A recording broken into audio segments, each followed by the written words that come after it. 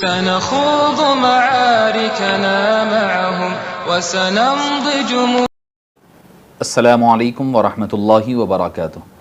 الحمد للہ رب العالمین والصلاة والسلام علی سید الانبیاء والمرسلین وعلی آلہ واصحابہ اجمعین والحمد للہ رب العالمین. معزز ناظرین کرام، شفیق بزرگوں، عزیز ساتھیوں، پردہ نشین خواتین و طالبات، تعارف کتب احادیث طیبہ کی سیریز کی آج 8ویں نشست میں آپ کا استقبال کیا جاتا ہے. عاجز اویس بخاری آپ کے سامنے مسند احمد بن حنبل کی تفصیلات لے کر کے حاضر ہوا ہے. معزز سامعین کرام، مسند احمد بن حنبل یعنی جو ہماری صحاح ستہ جس کو ہم کہتے ہیں، اس کے بعد سب سے زیادہ معتبر کتاب اگر کوئی مانی جاتی ہے تو مسند امام احمد بن حنبل رحمہ اللہ کی کتاب ہے. امام احمد بن حنبل جو ائمہ اربعہ فقہ ہوتے ہیں ان میں ایک مشہور و معروف نام ہے. یعنی امام ابو حنیفہ، امام شافعی، امام مالک کے ساتھ ساتھ چوتھے نمبر پر یعنی تیسرے یا چوتھے نمبر پر جو امام مانے جاتے ہیں وہ ہے امام احمد بن حنبل رحمہ اللہ تعالی، اور اہل سنت والجماعت کے بہت بڑے امام مانے جاتے ہیں. آپ نے اپنی ساری زندگی سنت رسول صلی اللہ علیہ وسلم کی خدمت میں صرف کی. حقیقت میں آپ امام فی الحدیث بھی ہے، امام فی الفقہ بھی ہے، امام فی القرآن والحدیث بھی ہے، اور فقر و ورع اور زہد میں بھی آپ کو امام مانا جاتا ہے. اپنے وقت کے بہت بڑے عالم، بہت بڑے مجتہد اور بہت بڑے محدث، ساتھ ہی ساتھ بہت بڑے فقی امام احمد بن حنبل رحمہ اللہ رہے ہیں. آپ امام شافعی علیہ رحمت و رضوان کے شاگرد رشید بھی رہیں، اور آپ کا شمار اپنے وقت کے بڑے بڑے علماء کرام میں ہوتا ہے. تو آپ کی مسند کے حوالے سے چند معروضات گوش و گزار کرنے کی سعادت حاصل کی جائے گی. آئیے سب سے پہلے امام احمد بن حنبل رحمہ اللہ کی حیات مبارکہ کے حوالے سے کچھ باتیں گوش و گزار کرنے کی سعادت حاصل کی جاتی ہے. آپ کا اس میں نام نامی، اس میں گرامی احمد بن محمد بن حنبل بن ہلال بن اسد بن ادریس بن عبداللہ بن انس بن عوف بن قاصد بن مازن بن شیبان بن زہل بن ثعلبہ بن عقابہ بن صعب بن علی بن بکر بن وائل، یہ آپ کا سلسلہ نسب ہے جو جا کر کے حضرت سیدنا اسماعیل علیہ السلام اور ابراہیم علیہ السلام کی اولاد سے جا ملتا ہے. یعنی حضرت قیدار جو تھے، قیدار سے رشتہ آپ کا جا کر کے مل جاتا ہے.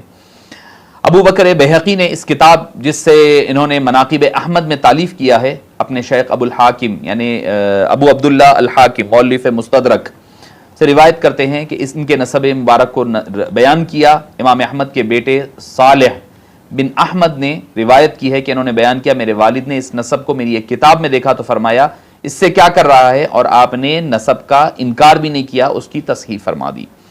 معزز سامعین کرام، آپ کی ولادت اور بچپن. آپ مشہور روایات اور امام احمد کے فرزندان صالح بن احمد اور عبداللہ بن احمد، یہ بہت مشہور محدثین بھی ہیں. ان کے بیانات کے مطابق آپ کی ولادت باسعادت ربیع الاول میں 164 سن ہجری 164 سن ہجری میں جو 780 عیسوی میں ہوئی. امام احمد بن حنبل فرمایا کرتے کہ میں نے اپنے والد سے سنا، آپ فرماتے تھے کہ میں 164 ربیع الاول میں پیدا ہوا ہوں. اس شہادت کے بعد کوئی تاریخ کا امکانی باقی نہیں رہ جاتا، کیونکہ آپ نے خود بیان فرما دیا ہے. آپ کی پیدائش بغداد میں ہوئی ہے، اور آپ کی والدہ گرامی جب مرو سے جہاں آپ مقیم تھے بغداد آئی تو آپ شکم مادر میں تھے. ایک روایت میں یہ بھی ملتا ہے کہ آپ مرو میں پیدا ہوئے، مگر اکثریت نے اس کو نکارا ہے اور کہا ہے کہ آپ کی ولادت باسعادت بغداد میں ہوئی. امام احمد کی ولادت کے بعد آپ کے والدین نے اپنا وطن خراسان ترک کر کے بغداد میں سکونت اختیار کی.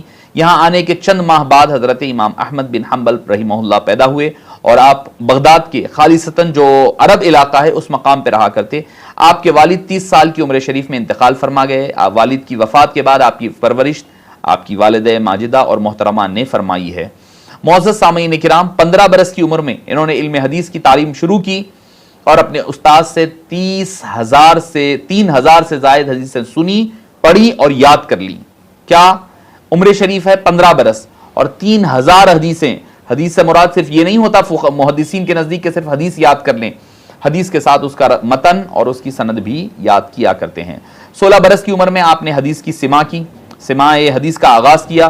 ابو یوسف کے حلقہ درس میں بیٹھے. 180 سن ہجری میں آپ نے حج کیا. پھر حجاز آمد و رفت جاری رہی. 196 میں یمن جا کر عبدالرزاق الصنعائی سے حدیثیں سنی. یہاں یحییٰ بن معین اور اسحاق بن راہویہ بھی ان کے شریک درس رہے. یعنی کتنے بڑے علماء اور فقہا اور محدثین ہیں جو آپ کے شریک درس رہے.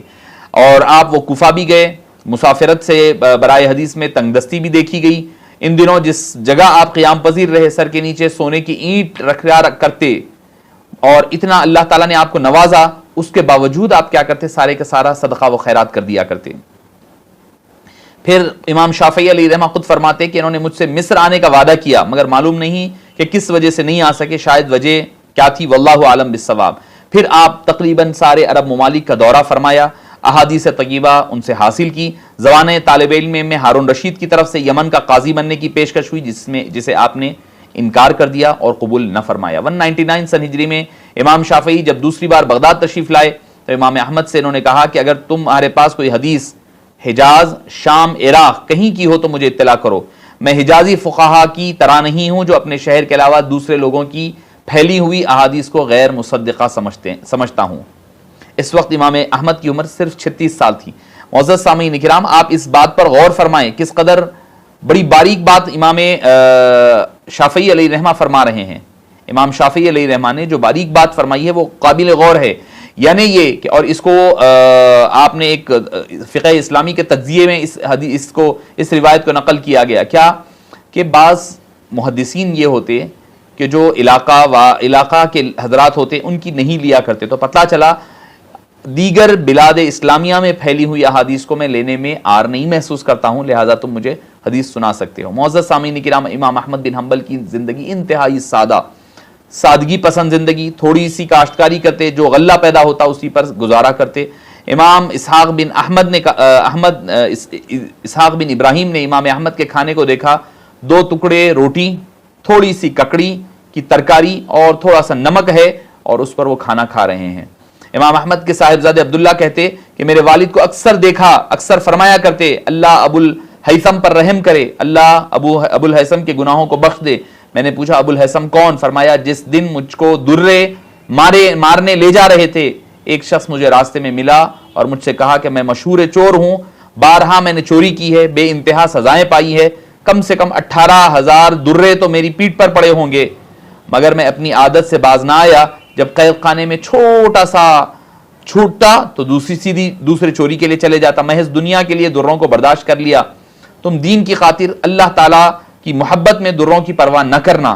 یہ کہتے ہوئے امام اعظم ابو حنیفہ امام احمد بن حنبل رحمہ اللہ, چونکہ وہ وقت جو ہے بڑا کٹھن دور ہے, بڑا کٹھن دور, جس دور میں وہ رہ رہے تھے جہاں پر بڑے مسائل ہیں, خلق قرآن کا مسئلہ ہے اور عرش استواء علی العرش کے مسائل, بہت سارے مسائل ہیں جن کو حضرت امام احمد بن حنبل رحمہ اللہ نے دیکھا ہے. آپ کے اساتذہ میں امام ابو یوسف, محمد بن ادریس الشافعی, سفیان بن عیینہ, یحییٰ بن سعید القطان, عبد الرحمن بن مہدی, اسماعیل بن علیہ, ابو داؤد طیالسی اور وکی بن جراح جیسے مشہور محدثین اور فقہاء آپ کے اساتذہ کرام میں شامل ہیں. معزز سامعین کرام, حضرت ابراہیم بن اسحاق الحربی فرمایا کرتے میں نے احمد کو دیکھا, لگتا تھا اللہ تعالیٰ نے ان کے علم میں اولین و آخرین کے علم کو جمع فرما دیا ہے. استاد کہہ رہے ہیں. امام شافعی کہتے جب میں بغداد سے نکلا تو اپنے پیچھے سب سے زیادہ متقی فقی انسان احمد بن حنبل کو چھوڑا. اساتذہ فرما رہے ہیں یہ بات. تلامذہ میں بہت سارے ہیں, آپ کے فرزندان ہیں, عبد الملک ہیں, محمد بن اسماعیل البخاری, امام بخاری آپ کے شاگردوں میں ہیں, مسلم بن الحجاج القشیری, امام مسلم آپ کے شاگرد, امام ابو داؤد بھی ان کے تلمذ ہونے پر فخر کیا کرتے. یعنی امام بخاری, امام مسلم, امام ابو داؤد, امام طیالسی, امام ابو بکر الاثرم, صالح بن احمد, عبداللہ بن احمد بن حنبل, یہ سارے آپ کے تلامذہ میں شامل ہے. معزز سامعین کرام, امام احمد اپنے چچا اور بیٹے کے پیچھے نماز نہیں پڑھا گیا. تقوی کا عالم دیکھیں, نماز نہیں پڑھتے تھے اور نہ ان میں سے کسی کے گھر کھانا کھاتے. وجہ پوچھی تو کہا کہ ان دونوں نے بادشاہی منصب کو قبول کر رکھا ہے. بڑے تاجر آ کر آپ کی خدمت میں دینار, یعنی وہ منصب قبول کیے ہیں, تو یعنی کہ ان کا کئی مال مشکوک نہ ہو جائے, اس وجہ سے ان کے پیچھے نماز پڑھنا ترک فرما دیا تھا. معزز سامعین کرام, یہ ہے حضرت سیدنا احمد بن حنبل رحمہ اللہ کی زندگی کے نمونے, انتہائی سادگی پسند. امام شافعی علیہ رحمہ نے ایک مرتبہ جب مصر تشریف لائے تو وہاں ان سے رسول اکرم صلی اللہ علیہ وسلم نے خواب میں فرمایا کہ احمد بن حنبل کو بشارت دو کہ اللہ قرآن کے بارے میں ان کو آزمائش میں ڈالے گا. حبیب پاک فرما رہے ہیں, اور یقیناً ان کی شہادت بھی ہوتی ہے خلق قرآن کے مسئلے میں. معزز سامعین کرام، خلق قرآن کا جو فتنہ تھا وہ 212 سن ہجری میں شروع ہوا. 6 برس تک خلیفہ مامون رشید اسی 605 میں تھا کہ آیا اس کو تمام مسلمانوں کے لازمی قرار دیا جائے. آخرکار اس کی شمشیر نے اس مسئلے کو بہت بڑا مسئلہ بنا دیا اور کئی محدثین کی ایک بڑی جماعت نے بڑے مصائب اور مشکلات اور تکالیف کو برداشت کیا. مامون نے یحییٰ بن اکثم کو، قاضی القضات کو 217 میں معزول کیا اور ان کی جگہ احمد بن داؤد معتزلی تھا کو قاضی القضات بنایا. اس معتزلی کی رائے سے بہت سے علماء حق قید میں چلے گئے، بہت سے جلاوطن کر دیے گئے، بہت ساروں کا شہادت کی گئی. یعنی مسئلہ یہ تھا کہ قرآن مخلوق ہے یا غیر مخلوق ہے، اس پر سوال تھا. اہل سنت والجماعت کا اتفاق ہے کہ قرآن غیر مخلوق ہے، مخلوق نہیں ہے، کہ خالق کا کلام ہے، خالق سے اور اس کی صفت ہے، کلام اس کی صفت ہے. جب کلام اس کی صفت ہے تو وہ غیر مخلوق ہوا کرتی ہے. تو یہ امام احمد بن حنبل رحمہ اللہ کا مختصر سا خاکہ تھا. آپ کی وفات 241 سن ہجری ربیع الاول کے مبارک مہینے میں آپ کی شہادت ہوتی ہے اور آپ اس دار فانی سے رخصت ہو جاتے ہیں. آئیے مسند احمد بن حنبل کی طرف بڑھتے ہیں وقت کی تنگی کے لحاظ سے. معزز سامعین کرام، اس کتاب میں آپ نے 40,000 احادیث کو جمع فرمایا ہے، 40,000. اور اگر مقررات کو نکال دیں تو 30,000 حدیثیں تو اس کے اندر پائی جاتی ہے. اور 16 سال کی عمر میں اس مقصد کے لیے آپ نے ثقہ راویوں اور قابل اعتماد محدثین کو جمع کرنا شروع کیا اور عمر کے آخر تک اس کتاب میں لگے رہے. کہا کرتے، میں نے اس کتاب کو ایک امام و دلیل کے طور پر لکھا ہے، جو لوگ سنت رسول اکرم صلی اللہ علیہ وسلم میں اختلاف کرنے لگے تو ان کی طرف رجوع کیا کریں. یہ تمام احادیث متفرق اوراق میں تھیں. آخری عمر میں ان کے آپ کے فرزندوں نے اور خاص شاگردوں نے اسے جمع کیا. پھر امام احمد بن حنبل نے جو کچھ بھی لکھا ان سے املا بھی کروا دیا گیا. تو گویا یہ ساری کی ساری ترتیب امام احمد بن حنبل، کیونکہ اعتراض ہوتا ہے کہ آپ کے بیٹے نے اس کو جمع کیا ہے، عبداللہ بن احمد نے یا پھر صالح بن احمد بن حنبل نے، مگر یہ بات غلط ہے. امام احمد بن حنبل نے اپنی زندگی میں ہی اس کو ترتیب فرما دیا.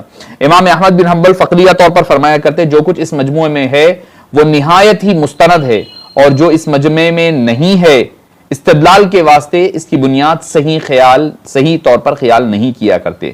اور فرماتے کہ جب رسول اکرم صلی اللہ علیہ وسلم کی سنتوں کے متعلق لوگوں میں اختلاف ہوا تو کتاب المسند کی طرف رجوع کرنا چاہیے. میں نے اس کو ایک امام بنایا ہے اور اس کا فیصلہ صحیح ہوگا. اب اپنی کتاب کے بارے میں خود فرمایا کرتے. اس کی فہرست ابواب کیا ہے؟ مسند بہت سے کتابوں کا ماخذ ہے اور بہت سی کتابوں کو جمع کر کے آپ نے اس کو پیش کیا ہے. جلد اول میں آپ نے ابتدا میں آپ نے عشرہ مبشرہ سے روایت لی ہے.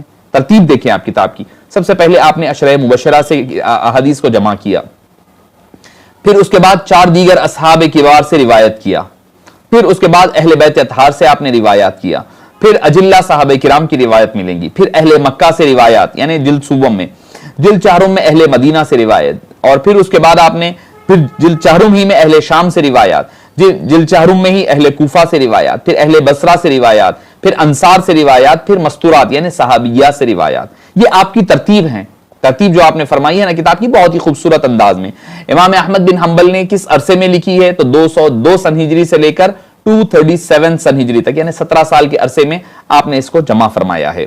معزز سامعین کرام، محدثین کرام نے کتب احادیث میں مختلف ترتیب کے تحت احادیث کو جمع کیا اور ہر ترتیب کے لحاظ سے مجموعے کا نام رکھا. جس کتاب میں ابواب فقہ کی ترتیب سے جمع ہوتے ہیں اس کو سنن کہا جاتا ہے. میں نے جیسے پہلے آپ کے تعارف حدیث کے کتب کے حوالے سے ذکر کیا جیسے سنن ترمذی اور نسائی ہے. اسی طرح جمع حدیث کی دیگر اصناف میں جامع، صحیح، معجم، مفرد وغیرہ ہے. اس میں سے ایک ترتیب ہے مسند. مسند احادیث کی اس کتاب یا مجموعے کو کہا جاتا ہے جس میں احادیث صحابہ کی ترتیب سے جمع کیا گیا ہو. یعنی ایک صحابی کے نام کا عنوان دے کر اس کے تحت ان کی تمام روایات کو لا لیں. یعنی ابو بکر صدیق ان کی تمام روایات ایک جگہ، عمر فاروق ان کی روایت ایک جگہ، عثمان غنی ان کی ساری روایات ایک جگہ، علی مرتضی ان کی ساری روایات ایک جگہ، پھر دوسرے صحابی کا نام لے کر اس کے تحت تمام مرویات کو لگایا جاتا. کتاب مسند احمد بن حنبل اسی سن سے تعلق رکھتی ہے، اسی لیے اس کتاب میں سب سے پہلے عشرہ مبشرہ کی تمام احادیث آ گئی ہے. بعد میں آپ نے دیگر صحابہ کرام کی، اس کے بعد مرد صحابہ کی مرویات، پھر خواتین کی مرویات، اور ان میں سب سے پہلے آپ نے حضرت بی بی عائشہ رضی اللہ عنہا کی روایات کو جمع فرمایا ہے. پھر باقی تمام جو دوسری صحابیات رہی ہیں ان تمام کے آپ نے حوالے جات کو نقل فرمایا ہے۔ معزز سامعین کرام، امام احمد بن حنبل رحمہ اللہ کی روایات جو آپ نے ذکر فرمائی ہے، بڑی ہی معتبر اور بڑی ہی جامع کتاب آپ نے بنوائی، اور بنوا کر کے اس کے اندر ساری کتابوں کو آپ نے بہت ہی خوبصورت انداز میں اور خوبصورت پیرائے میں امام احمد بن حنبل رحمہ اللہ نے ترتیب دیا ہے۔ اور آپ خود فرمایا کرتے امام احمد بن حنبل رحمہ اللہ، آپ کی یہ جو مسند ہے ابھی تو یہ ہو گیا ہے کہ وہ تقریباً 50 جلدوں میں چھپی ہے۔ 50 جلدوں میں آپ اندازہ لگائیے ان کی محنتوں کا اندازہ، کس قدر جان نثاری کے ساتھ، جان فضائی کے ساتھ آپ نے اس کا اہتمام فرمایا ہے۔ امام احمد بن حنبل رحمہ اللہ نے اس کو 50 آپ نے لکھا تو تھا 5 جلدوں میں، مگر وہ بعد میں جاتے ہوئے اس قدر آگے بڑھ گیا کام، ہوتے آپ کی کتاب جو ہے اب جو موجودہ دور میں جو چھپی ہوئی ہے وہ 50 جلدوں پر منحصر اور پھیلی ہوئی ہے۔ اور امام احمد بن حنبل رحمہ اللہ، چونکہ پہلے ابتدان چونکہ آپ خود ایک امام ہے، اور آپ کی یہ شان اور فضیلت یہ کیا کم ہے امام احمد بن حنبل رحمہ اللہ کی، کہ آپ کے یعنی مسلک پر، آپ کے فقہی مسلک پر امام حضرت سیدنا غوث العظم رضی اللہ عنہ، دستگیر رضی اللہ عنہ وارضاہ، آپ کے بنائے ہوئے طریق پر عمل پیرا ہیں۔ اور آپ سے خاص نسبت جو ہے وہ یہ ہے کہ امام احمد بن حنبل رحمہ اللہ کو اللہ تعالیٰ نے وہ مقام عطا فرمایا۔ آپ فرماتے ہیں کہ حضور غوث العظم رضی اللہ عنہ کو آپ نے خواب میں تشریف لے جا کر کے فرمایا کہ لوگ میرے مسلک کو چھوڑ رہے ہیں، لہٰذا آپ اس کو جوائن فرمائیے، تو امام غوث العظم دستگیر رضی اللہ عنہ وارضاہ نے آپ کے مسلک کو اختیار فرمایا ہے۔ تو معزز سامعین کرام، امام احمد بن حنبل کا ایک اور خاص تعلق ہے، وہ یہ ہے حنفی فقہ سے قربت رکھنے والا حنبلی مسلک ہے۔ کچھ یقیناً اس میں کچھ آگے پیچھے چیزیں ہوتی ہیں، مختلف چیزیں ہیں، مگر اس کے باوجود حنفی فقہ کے زیادہ قریب مانی جاتی ہے امام احمد بن حنبل رحمہ اللہ کی مسند فقہ حنبلی۔